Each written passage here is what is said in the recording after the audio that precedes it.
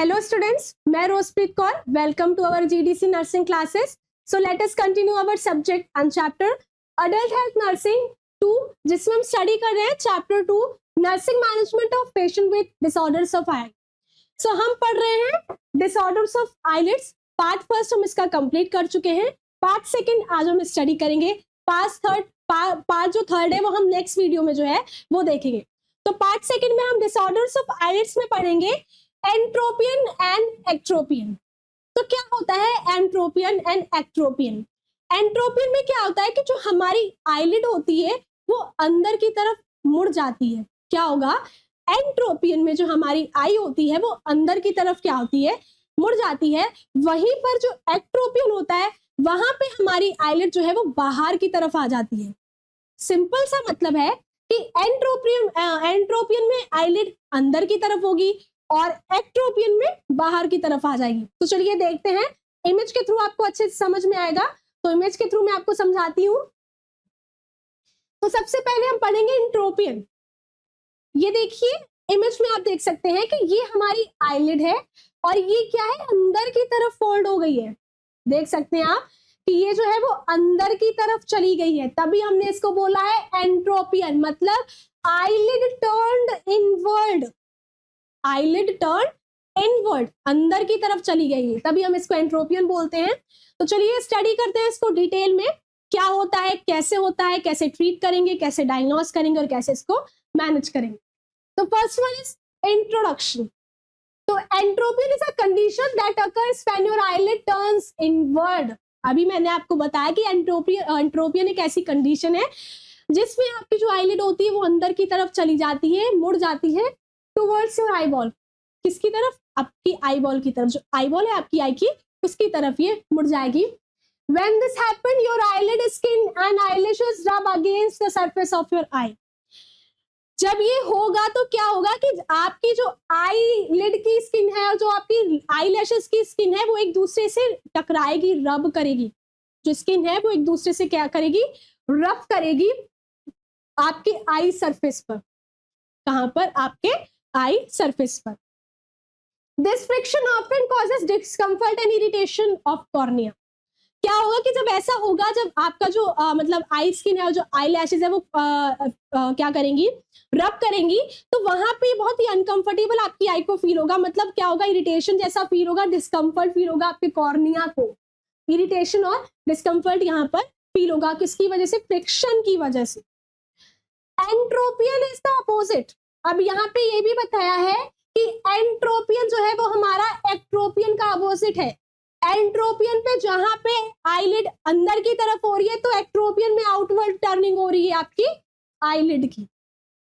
तो ये इसका डिफरेंस है. कंफ्यूज नहीं होना है. एंट्रोपियन और एक्ट्रोपियन में बच्चों बिल्कुल भी कंफ्यूज नहीं होना है. सिंपल सी बात है. एंट्रोपियन, एन मतलब ऐसे एन से याद रखिए कि इनवर्ड की तरफ.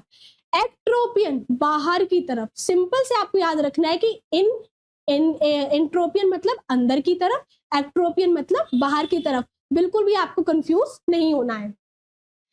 फिर हम डेफिनेशन देखते हैं. क्या है कि it is a medical condition. ये क्या? एक मेडिकल कंडीशन है in which the eyelid, usually the lower eyelid, fold inward. It is very uncomfortable as the eyelashes continue rub against the cornea causing irritation. क्या है कि जो entropion है वो एक आई कंडीशन है और इसमें क्या हो रहा है कि मतलब जो आईलिड है वो अंदर की तरफ जा रही है. स्पेशली आपकी लोअर आईलिड, जो आपकी लोअर आईलिड है वो अंदर की तरफ मुड़ जाएगी आपकी आई बॉल की तरफ. और यहाँ पे फिर क्या होगा कि कंटिन्यू फ्रिक्शन होगा. मतलब कंटिन्यू रबिंग होगी. कहां पर रबिंग होगी? यहाँ पे कि रब against the cornea. Eye lashes होंगी वो कहाँ? मतलब कॉर्निया पे रब करेंगी, जिसकी वजह से क्या होगा कि यहाँ पे इरिटेशन जो है वो कॉज होगी. फिर है टाइप्स. अब इसके टाइप्स क्या हैं वो हम देखते हैं. तो there are several types of entropion. बहुत सारे टाइप्स हैं हमारे एंट्रोपियन के. That can affect your eyes. These are, ये क्या करते हैं? आपकी आई को अफेक्ट करते हैं. और ये कौन कौन से हैं? पहला है हमारा इन्वोल्यूशनल. तो इन्वोल्यूशनल एंट्रोपियन में क्या हो रहा है कि muscles and tendons in your eyes loosen and weaken as your age. क्या होगा कि इनवोल्यूशनल एंट्रोपियन में जैसे जैसे आपकी एज बढ़ेगी तो जो मसल्स और जो टेंडेंस आएगी वो क्या होंगी, वो लूज होंगी और साथ ही साथ वीक हो जाएंगी, resulting in the most common type of entropion. और ये बहुत ही कॉमन टाइप है हमारा एंट्रोपियन का। कौन सा? इनवोल्यूशनल एंट्रोपियन। फिर आते हैं बच्चों में स्पास्टिक एंट्रोपियन पे। स्पास्टिक एंट्रोपियन जो है तो मेनली इन्फेक्शंस की वजह से हो सकता है, जिसमें क्या होता है, इरिटेशन, इन्फेक्शन और इन्फ्लेमेशन जैसी चीजें जो है आपकी आईलिड में होती हैं, can lead to this type of entropion. क्या है कि यहाँ पे जो इरिटेशन है, इन्फेक्शन है और इन्फ्लेमेशन है, वो आपको ये टाइप जो एंट्रोपियन है वो कॉज करेगा। It is most commonly occur after eye surgery in people who had previously unrecognised involutionally entropion. ये ज्यादातर उन लोगों में होता है जिनको पहले कभी ये एंट्रोपियन हुआ है लेकिन रिकॉग्नाइज नहीं किया गया है, या फिर आई सर्जरी के बाद भी आपको स्पास्टिक एंट्रोपियन जो है वो अकर हो सकता है। नेक्स्ट है हमारा सिसैट्रिशियल। सिसैट्रिशियल एंट्रोपियन में क्या होता है कि स्कार टिश्यू फॉर्मेशन। यहाँ पे क्या होता है कि हमारी आइलेट्स में स्कार टिश्यू का फॉर्मेशन होने लगता है, जिसकी वजह से दिस टाइप ऑफ एंट्रोपियन अकर। यहाँ पे सिसैट्रिशियल में स्कार टिश्यूज की वजह से ऐसा हो रहा है। It may result from burn, infection, inflammation, trauma, eye surgery और रेडिएशन थेरेपी। अब ये स्कार टिश्यू क्यों फॉर्म हो रहे हैं, किसकी वजह से? बर्न की वजह से, इन्फेक्शन की वजह से, ट्रॉमा की वजह से, या फिर किसी भी टाइप ऑफ रेडिएशन थेरेपी की वजह से या सर्जरी की वजह से ऐसा हो रहा है। कंजेनाइटल, बर्थ बाय बर्थ है। This means you have the condition since birth. आपको ये कंडीशन आपके बचपन से ही है, आपके बर्थ टाइम से ही आपको ये जो है कंजेनाइटल एंट्रोपियन है। नेक्स्ट है मैकेनिकल एंट्रोपियन। मैकेनिकल एंट्रोपियन में क्या आता है कि the weight of your eyelid is causing it to turn it on itself. आपका आईलिड का जो वेट है वो क्या कर रहा है कि वो खुद ही उसको क्या कर रहा है, फोर्स कर रहा है कि वो अंदर की तरफ इन्वर्ल्ड हो जाए, आपकी आई बॉल की तरफ वो क्या हो जाए, इन्वर्ल्ड हो जाए। The type commonly occurs due to a mass और ट्यूमर ऑन योर आईलिड। अब नॉर्मली तो है नहीं कि भाई हमारी जो आईलिड है वो सही है और वो कहेगी नहीं हमें अंदर जाना है, ऐसा नहीं है। जब हमारी आईलिड पे कोई ट्यूमर या कोई मास जो क्या कर रहा है कि हमारी आईलिड पे बहुत ज्यादा वेट बना रहा है, उसकी वजह से क्या हो रहा है कि यहाँ पे मैकेनिकल एंट्रोपियन हो रहा है। तो ये हमारे 5 टाइप थे, इनवोल्यूशनल, spastic, सिसैट्रिशियल, congenital and mechanical entropion. अब हम आते हैं इसके कॉजेस। क्या कॉजेस हैं, क्यों होता है एंट्रोपियन? सो आई इंजरी, अगर आपको किसी भी टाइप की आई इंजरी हो गई है तब आपको एंट्रोपियन हो सकता है। किसी भी टाइप ऑफ इंफेक्शन की वजह से क्या हो सकता है कि आपको एंट्रोपियन कॉज हो जाएगा। प्रीवियस आई सर्जरी हुई है आपकी और वो सही नहीं बैठी, उसमें कोई कमी रह गई है, तब भी आपको क्या होगा, एंट्रोपियन हो जाएगा। कोई मिस डायरेक्शन हो गया है सर्जरी के टाइम पर। कोई भी इन्फ्लेमेटरी कंडीशंस जैसे बेल्फराइटिस ही आप ले लीजिए, अगर वो आपको लॉन्ग टाइम से है, पहले आपको कभी हुआ होगा एंट्रोपियन लेकिन किसी ने ध्यान नहीं दिया, रिकॉग्नाइज नहीं किया, तब भी आपको ऐसा हो सकता है। या फिर कंजेनाइटल स्पाज्म, कंजेनाइटल स्पाज्म की वजह से भी क्या है कि ये हो सकता है। तो किस किस वजह से हो रहा है? आई इंजरी की वजह से, इन्फेक्शन की वजह से, प्रीवियस आई सर्जरी की वजह से, इन्फ्लेमेटरी कंडीशंस की वजह से, या कंजेनाइटल स्पाज्म की वजह से। फिर है क्लिनिकल मैनिफेस्टेशंस। अब आपको एंट्रोपियन हो गया है तो आपको क्या साइन एंड सिम्टम्स जो है वो देखने को मिलेंगे। तो वो कौन कौन से साइन एंड सिम्टम्स हैं? पहला साइन एंड सिम्टम्स कि आपको ऐसा, अब आपकी जो आईलिड है वो बाहर से अंदर गई है, आईलिड जो है वो बाहर से अंदर गई है, तो आपको सबसे पहले तो यही फील होगा कि पता नहीं कौन सी चीज मेरी आंख में आके चली गई है। मतलब आपको फॉरेन बॉडी सेंसेशन इसमें बहुत ज्यादा होगा। आपकी आईज रेड हो जाएंगी, वाटर बहुत ज्यादा आपकी आईज से निकलेगा, मतलब टीयरिंग बहुत ज्यादा होगी, वाटर फॉर्मेशन बहुत होगा, ब्लरी विजन होगा, धुंधला सा आपको दिखाई देता रहेगा हमेशा, आई पेन बहुत होगा। कोई भी खुद ही कॉमन सेंस की बात होती है कि जैसे कोई चीज बाहर से आपकी आंख में चली गई, इवन छोटा सा पत्थर भी चला जाता है तो भी आपको कितना ऑकवर्ड महसूस होता है। तो यहाँ तो हमारी पूरी की पूरी आईलिड अंदर चली गई है, तो इसकी वजह से आई पेन कितना होगा आप खुद ही सोच सकते हैं। फिर है ईचिंग, बहुत ज्यादा होगी, फोटोफोबिया, लाइट सेंसिटिविटी बहुत होगी, कोई भी लाइट आप जो है आप मतलब उसको सहन ही नहीं कर पाएंगे, इतना ज्यादा एंट्रोपियन में क्या होता है, लाइट सेंसिटिविटी होती है, फोटोफोबिया होता है। ड्रेनेज और क्रस्टिंग होता है, एंड कॉर्नियल अल्सर्स, उसी के साथ क्या होंगे, कॉर्नियल अल्सर्स होंगे। क्या क्या होगा कि feeling like there is something, आपकी आंख में बाहर से कुछ आ गया ऐसा लगेगा, आईज आपकी बहुत रेड हो जाएंगी, टीयरिंग होगी, ब्लरी विजन होगा, आईज में बहुत पेन होगा, इचिंग होगा, फोटोफोबिया होगा, कॉर्नियल अल्सर होगा, और ड्रेनेज और क्रस्टिंग होगी। फिर डायग्नोस्टिक इवैल्यूएशन, कैसे आप इसको इवैल्यूएट कर सकते हैं, कैसे आपको पता लगेगा कि हमारे पेशेंट को एंट्रोपियन हो गया है। सबसे पहले आई एग्जामिनेशन करेंगे, जो डॉक्टर है वो देखेगा, बाहर से पता लग जाएगा कि हाँ जो आईलिड है वो अंदर की तरफ चली गई है, अच्छे से एग्जामिन करेगा। अब वो पूछेगा पेशेंट से कि कितने टाइम से ऐसा हुआ है आपको, कितने दिन से ये कंडीशन है आपको, फिर पेशेंट अच्छे से उसको बताएगा, मतलब बेसिक आई एग्जामिनेशन इसमें करेंगे। फिर स्नैप बैक टेस्ट, दूसरा है हमारा स्नैप बैक टेस्ट। इसमें क्या होगा कि without allowing you to blink, इसमें आप अपनी आई को ब्लिंक नहीं करेंगे, जो डॉक्टर है वो आपको मना करेगा कि आपको अपनी पलकें नहीं झपकनी है। Your provider pulls your eyelid down, क्या करेगा कि आपका प्रोवाइडर आपकी आईलिड जो है वो नीचे की तरफ पुल करेगा, and observes how long it takes to return to its normal position, और ऑब्जर्व करेगा कि कितना टाइम ले रही है आपकी आईलिड अपनी पोजीशन पर वापस जाने के लिए। क्या है स्नैपबैक टेस्ट, कि इसमें आपको आई को अपनी ब्लिंक नहीं करना है, डॉक्टर आपके आईलिड को क्या करेगा, नीचे की तरफ पुल करेगा और ऑब्जर्व करेगा कि कितने टाइम में जो आईलिड है वो वापस अपनी पोजीशन पर गई है। फिर है डिस्ट्रैक्शन टेस्ट, दूसरा आता है हमारा डिस्ट्रैक्शन टेस्ट। इसमें क्या है कि योर प्रोवाइडर, यहाँ पे आपका जो प्रोवाइडर है pulls your eyelid away from your eye and measures the distance they considered more than 6 millimeter abnormal। यहाँ पे आपका प्रोवाइडर जो है वो आईलिड को थोड़ा अवे की तरफ, मतलब दूर लेके जाएगा, आपकी आईलिड को नीचे की तरफ ले जा सकता है या साइड की तरफ लेके जाएगा, और वो डिस्टेंस को मेजर करेगा कि कितना डिस्टेंस है आईलिड्स और आई के बीच में। अगर वहां पर 6 मिलीमीटर से ज्यादा डिस्टेंस है तो इसका मतलब कि हमारी जो आई है या फिर जो आईलिड है वो अबनॉर्मल कंसीडर्ड होगी। तो ये था हमारा eye examination, snapback test and distraction test. फिर आता है हमारा slit lamp examination.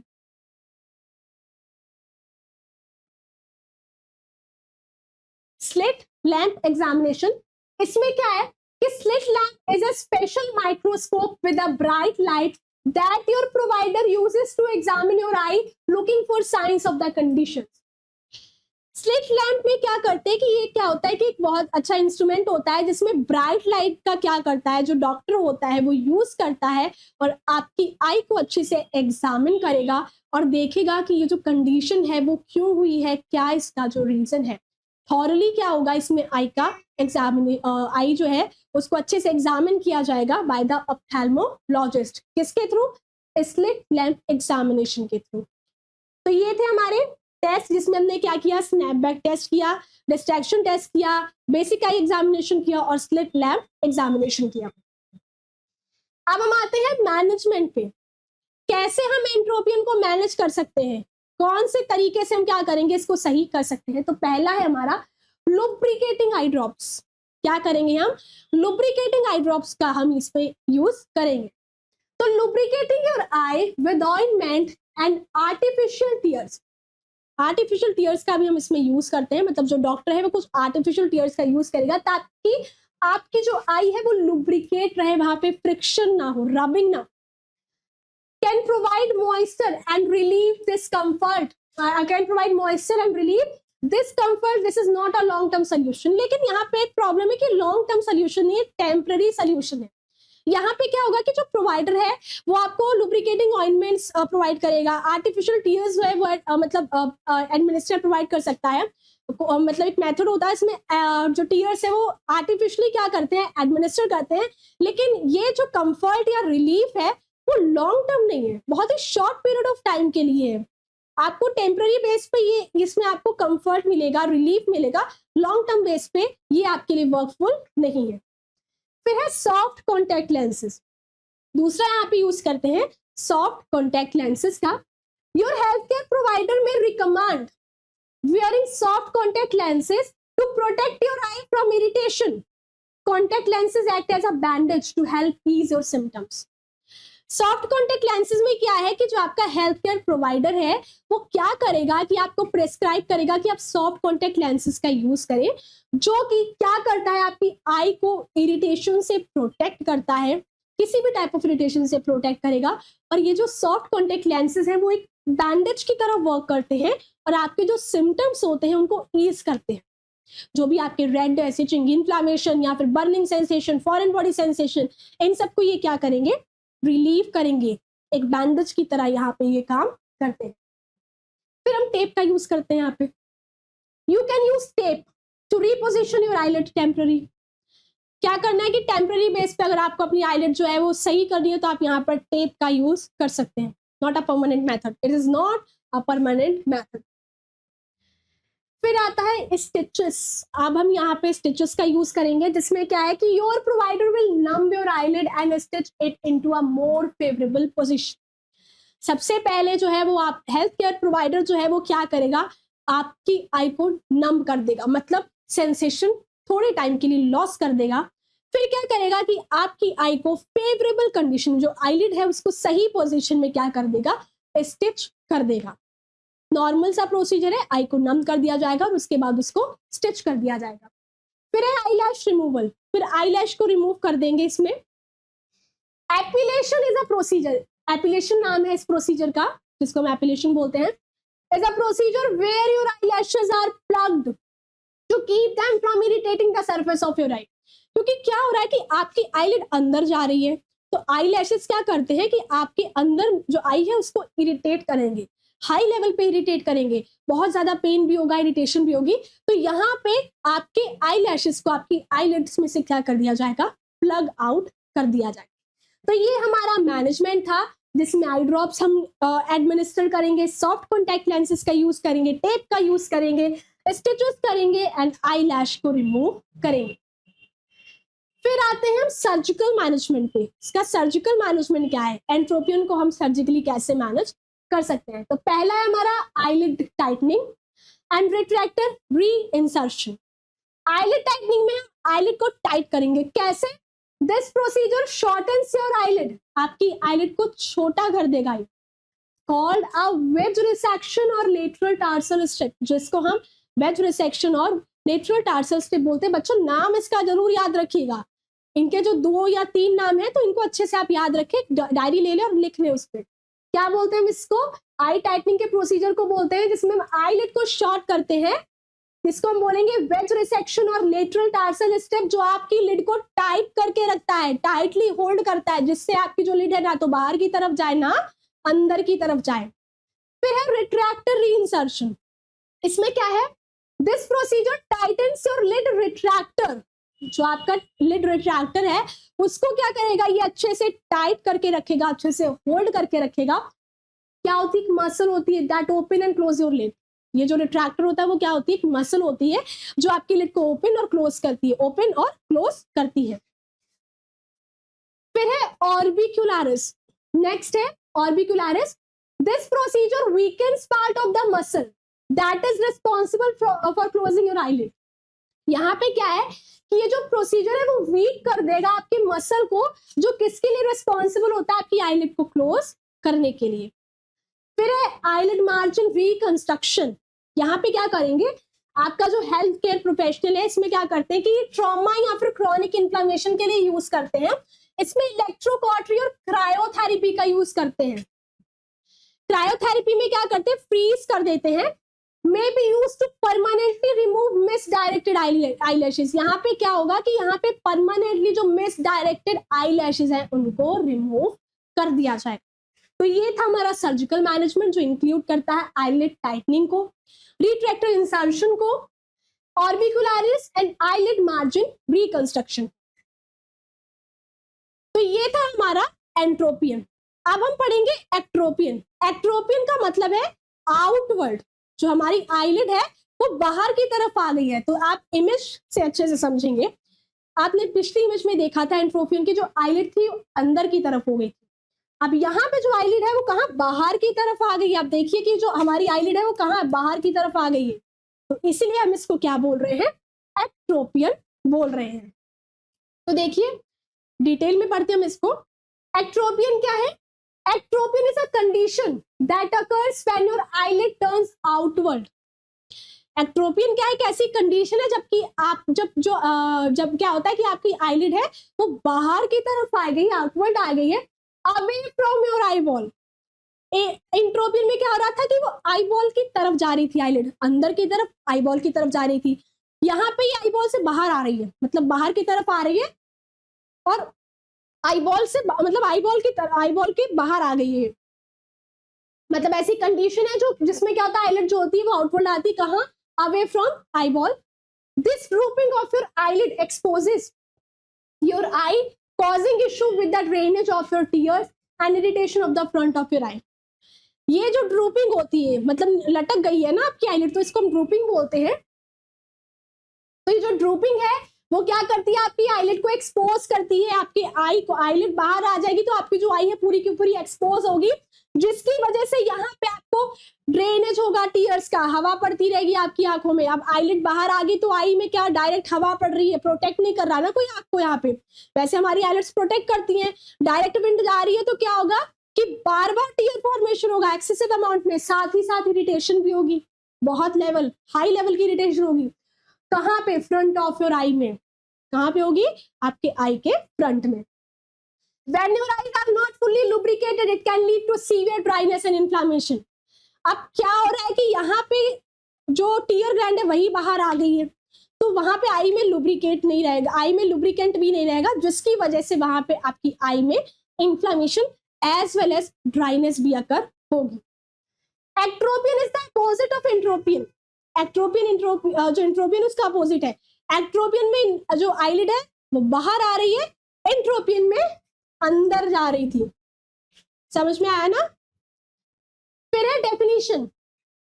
Ectropion is a condition in which eyelid turns outward. अभी मैंने आपको बताया, it is more common in older adults and it is generally affect only the lower eyelids. ये बहुत ही कॉमन कंडीशन है, ओल्डर एडल्ट्स में ये ज्यादातर होती है और मेनली ये लोअर आईलिड में होती है। मेनली कहाँ होगी? हमारी नीचे वाली आईलिड पे ज्यादा होती है। फिर आते हैं टाइप्स पे। अब इसके टाइप्स क्या हैं, कौन कौन से जो है वो टाइप्स है हमारे एक्ट्रोपियन। तो पहला है हमारा इन्वोल्यूशनल एक्ट्रोपियन। इन्वोल्यूशनल एक्ट्रोपियन में क्या है? It is the most common type, बहुत ही कॉमन टाइप है, कॉमन टाइप। आप देख सकते क्या लिखा है यहाँ पे, ये बहुत ही कॉमन टाइप है। It happens because muscles and ligaments get lax. अब आप सोच रहे होंगे कि लैक्स का मतलब क्या है यहाँ पे, तो लैक्स का मतलब है कि लूज। ये क्या हो जाती हैं, जो आपकी मसल्स और लिगामेंट्स हैं वो लूज हो रही हैं, जिसकी वजह से क्यों, अब ये भी बताना पड़ेगा कि लूज क्यों हो रही है, क्योंकि यहाँ पे ओल्डर हो रहे हैं आप, आपकी एज इंक्रीज हो गई है। अब जैसे जैसे इंसान की एज बढ़ेगी उसकी जो मसल्स है, टेंडल्स है, बॉडी के किसी भी पार्ट की वो लूज हो जाएंगी, तो यहाँ पे आई में ऐसा हो रहा है। तो इसकी वजह से यहाँ पे आपको इन्वोल्यूशनल एक्ट्रोपियन हो रहा है।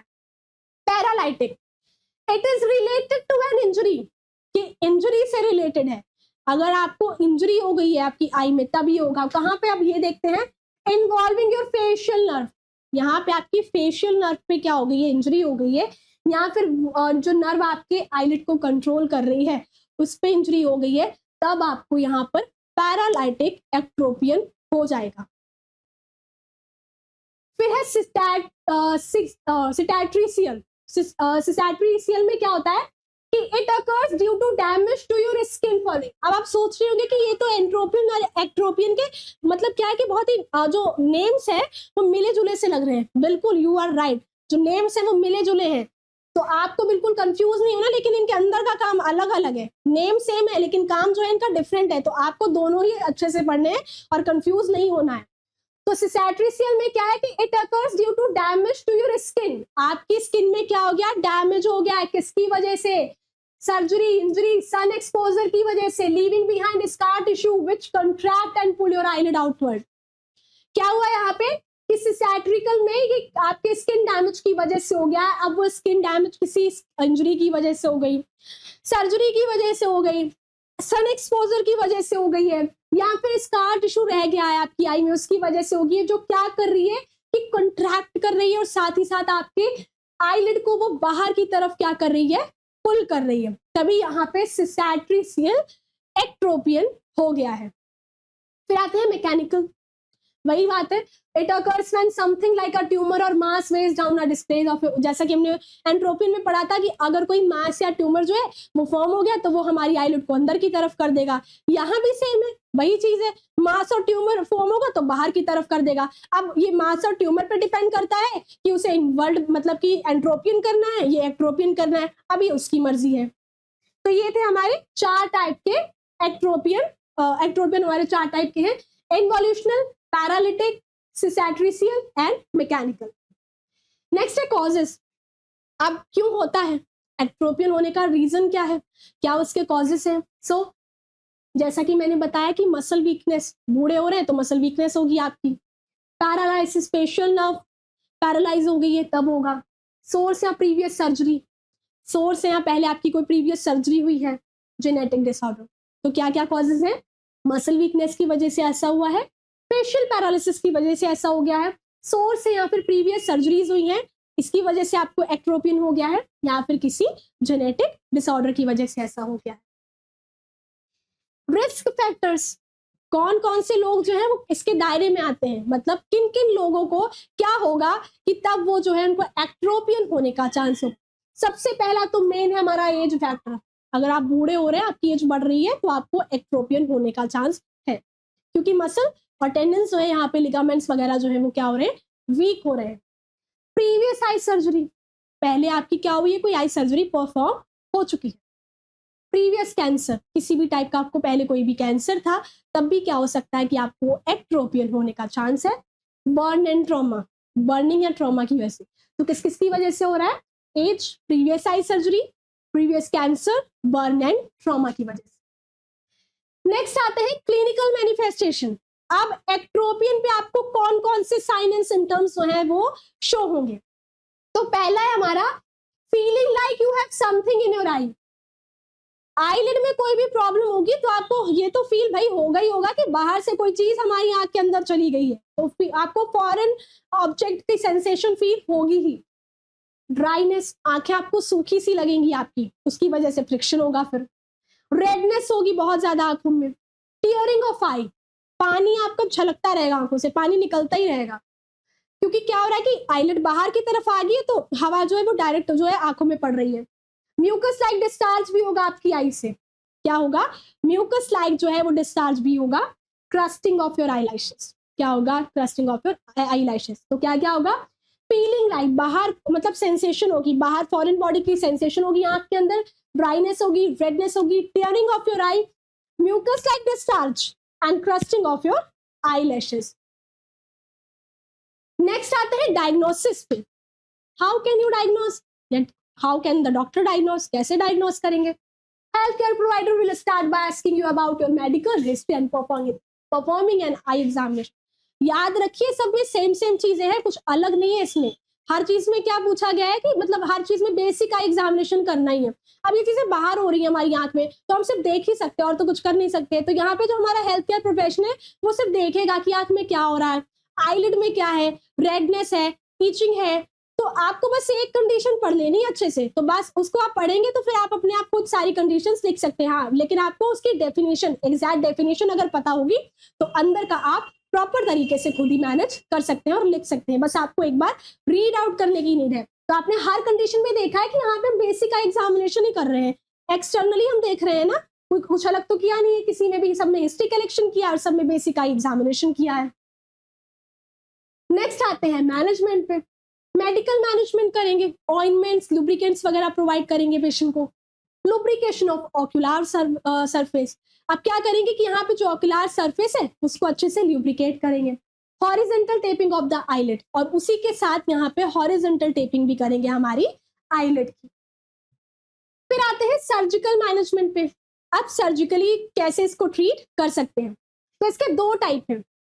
पहली बात तो ये इस पे डिपेंड होता है कि मतलब ईटियोलॉजी क्या है, क्या कॉज है एक्ट्रोपियन होने का, उसके बेस पे यहाँ पे सर्जरी होती है।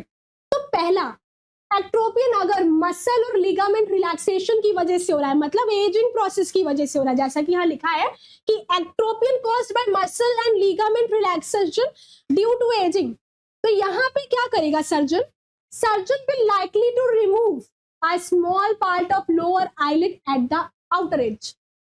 जो सर्जन है वो क्या करेगा कि आउटर एज से आईलिड का कुछ स्मॉल पार्ट को रिमूव कर देगा। फिर क्या करेगा वो? When the lid is stitched back together, अब जो लिड है उसको वापस उसकी जगह पे क्या कर देंगे? ले जाकर स्टिच कर देंगे। The tendons and muscles of the lids will be tightened, causing the lid to rest properly on the eye.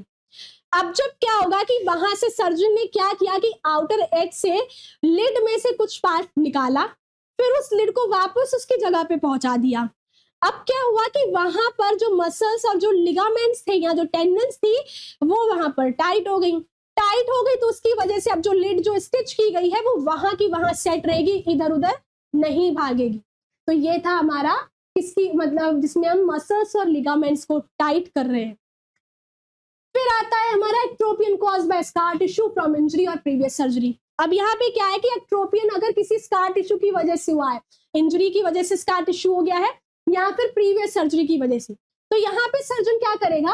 Surgeon might need to use a skin graft taken from behind your ear to help support the lower lid. Simple सा procedure है लेकिन थोड़ा सा painful भी हो सकता है, लेकिन होता नहीं है। मोस्टली आजकल एनेस्थीसिया वगैरह प्रोवाइड करते हैं। तो इसमें क्या करते हैं कि सर्जन क्या करेगा कि आपके ईयर के पीछे से स्किन को लेगा, जिसको हम स्किन ग्राफ्ट बोलते हैं। अगर बॉडी के किसी पार्ट से स्किन को लेकर कहीं दूसरे पार्ट ऑफ बॉडी में लगा रहे हैं तो उसको स्किन ग्राफ्ट बोलते हैं। तो यहाँ पे क्या करेंगे हम कि स्किन ग्राफ्ट में सर्जन जो है वो पेशेंट के ईयर के बैक से स्किन लेगा और आईलिड पे उसको क्या कर देगा? आईलिड को वो सपोर्ट करेगा उस स्किन से, जैसा कि लिखा है might need to use a skin graft taken from the behind of ear to help support the lower lid. Lower lid को वो सपोर्ट करेगा, इससे आपकी लोअर लिड जो है वो आपकी प्रॉपर पोजिशन में चली जाएगी। तो ये थे हमारे सर्जिकल मैनेजमेंट। अब after surgery you might need to, surgery के बाद आपको क्या करने की जरूरत है, क्या आपको करना है, ये भी तो जानना जरूरी है। तो उसके लिए क्या करेंगे आप? Wear an eye patch for 24 hours. Surgery के बाद 24 घंटे के लिए आपको आई पैच वियर करना है। करना है तो मतलब करना है, ये बिल्कुल बहुत इंपॉर्टेंट है। Use an antibiotic and steroid ointment on your eye several times a day for 1 week.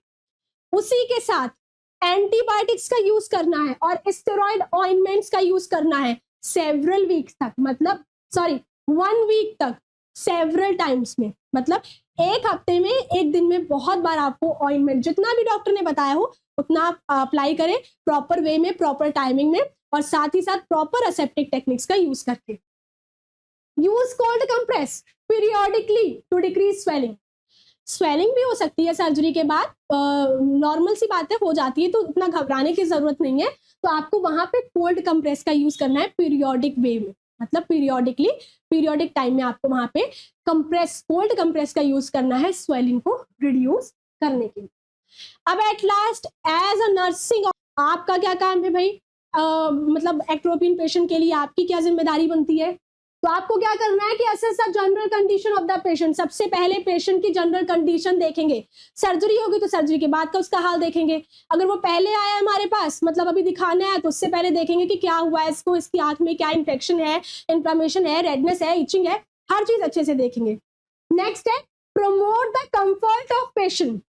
Patient के जो हमारा पेशेंट है उसका कंफर्ट को भी हमें प्रमोट करना है by applying compress, cold compress वगैरह या हॉट कंप्रेस अप्लाई करेंगे, या और उसी के साथ हम क्या करेंगे, उसको डिम लाइट में हमें रखना है। ज्यादा ब्राइट लाइट में हमें पेशेंट को नहीं लेके जाना है, क्योंकि ये क्या करेगा, डायरेक्टली उसकी आइज को अफेक्ट करेगा। तो डिम लाइट में हमें पेशेंट को रखना है। उसके साथ administer analgesic such as PCM to the patient to relieve pain. PCM भी दे सकते हैं, आइबुप्रोफेन वगैरह भी दे सकते हैं, एनाल्जेसिक्स देंगे जिससे पेशेंट जो है उसको पेन से रिलीफ मिले। फिर क्या करेंगे, application of eye patch to protect the patient from scratching, squeezing and that can cause for infection. कुछ भी आंख में हुआ हो ना तो आदत सी होती है ऐसे आंख मतलब आंख में हाथ मारने की, उसको ऐसे मोड़ने की, कुछ भी चला जाए तो होता है ना कि बार बार हाथ लगा के उसको मोड़ लें या उसको बाहर निकाल दें। तो इसके लिए हमें क्या करना है, पेशेंट को आई पैच पहनाएंगे ताकि स्क्रैचिंग या फिर स्क्वीजिंग जो है वो ना करे, क्योंकि स्क्रैचिंग और स्क्वीजिंग से इन्फेक्शन हो सकता है। नेक्स्ट है teach patient to avoid itching as azithromycin provide to reduce infection. क्या है कि यहाँ पे हमें पेशेंट को बोलना है कि आपको इचिंग नहीं करनी है, क्योंकि आपके ऑइंटमेंट लगा दिया गया है, आपको ऑइंटमेंट लगाना है तो इचिंग करेंगे आप, तो वहां पे क्या होगा, इन्फेक्शन हो सकता है। तो अच्छे से इसको बताएंगे कि इचिंग नहीं करनी है आपको, एजिथ्रोमाइसिन या कोई भी ऑइंटमेंट लगाएंगे तो उससे आपको इचिंग या कुछ भी आपको डिस्कम्फर्ट नहीं होगा। Clean the eye and lubricate the eye, apply the compression to relieve pain. इसके बाद क्या करेंगे, आई की हाइजीन आपको अच्छे से मेंटेन करनी है। क्लीन द आई, बहुत अच्छे से आपको आई क्लीन करनी है। कैसे करनी है, inner to outer canthus. And lubricate the eye, eye को हमेशा लुब्रिकेट रखना है। Apply the compression to relieve pain, और साथ ही साथ कंप्रेशन का भी आप अप्लाई कर सकते हैं पेन को रिलीव करने के।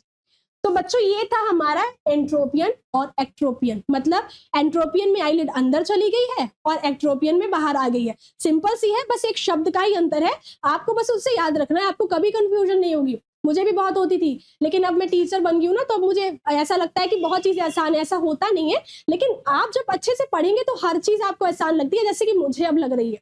तो अच्छे से पढ़े, कंफ्यूज बिल्कुल ना हो। हमारे अभी इसके और डिसऑर्डर से पार्ट 3 जो है वो आईलेट का अभी पेंडिंग है, तो हम नेक्स्ट वीडियो में आपको बताएंगे। तो इसी के साथ हमारे चैनल को सब्सक्राइब करें, बेल आइकन प्रेस करें और आने वाले हमारी वीडियोस को लाइक, शेयर और कमेंट जरूर करें। Thank you.